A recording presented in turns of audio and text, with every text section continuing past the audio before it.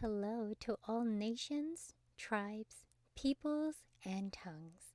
Welcome to Storytime with Ray, where we read the King James Version of the Bible from Genesis to Revelation, to take in the wisdom and understanding from the Word.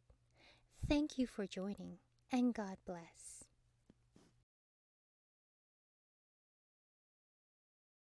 Joshua chapter 11.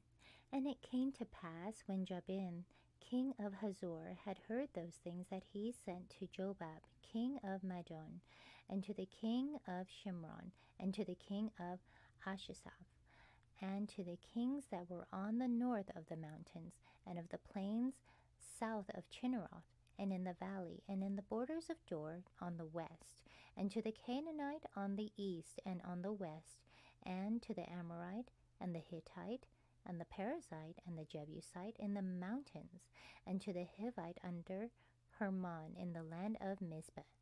And they went out, they and all their hosts with them, much people, even as the sand that is upon the seashore, in multitude, with horses and chariots very many. And when all these kings were met together, they came and pitched together at the waters of Merom, to fight against Israel. And the Lord said unto Joshua, Be not afraid because of them, for tomorrow about this time will I deliver them up, all slain before Israel. Thou shalt hew their horses and burn their chariots with fire. So Joshua came, and all the people of war with him against them by the waters of Merom, suddenly, and they fell upon them. And the Lord delivered them into the hand of Israel, who smote them and chased them unto great Zidon, unto Misrephothmin, and unto the valley of Mizpeh, eastward, and they smote them until they left them none remaining. And Joshua did unto them as the Lord bade them.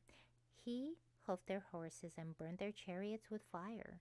And Joshua at that time turned back and took Hazor, and smote the king thereof with the sword. For Hazor beforetime was the head of all those kingdoms.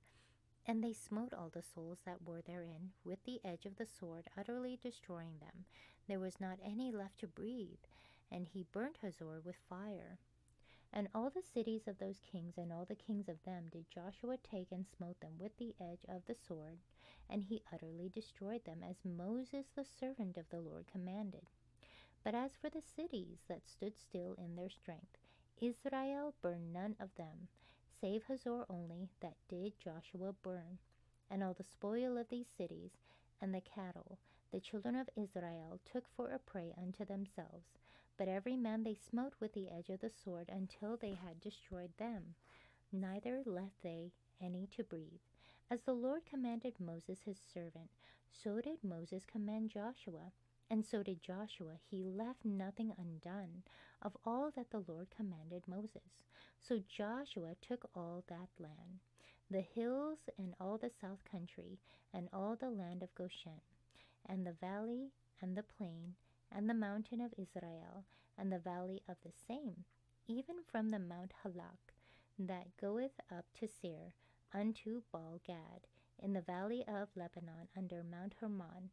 And all their kings he took, and smote them and slew them. Joshua made war a long time with all those kings. There was not a city that made peace with the children of Israel, save the Hivites, the inhabitants of Gibeon. All other they took in battle. For it was of the Lord to harden their hearts, that they should come against Israel in battle, that he might destroy them utterly, and that they might have no favor, but that he might destroy them as the Lord commanded Moses. And at that time came Joshua and cut off the Anakims from the mountains, from Hebron, from Debir, from Anab, and from all the mountains of Judah, and from all the mountains of Israel. Joshua destroyed them utterly with their cities.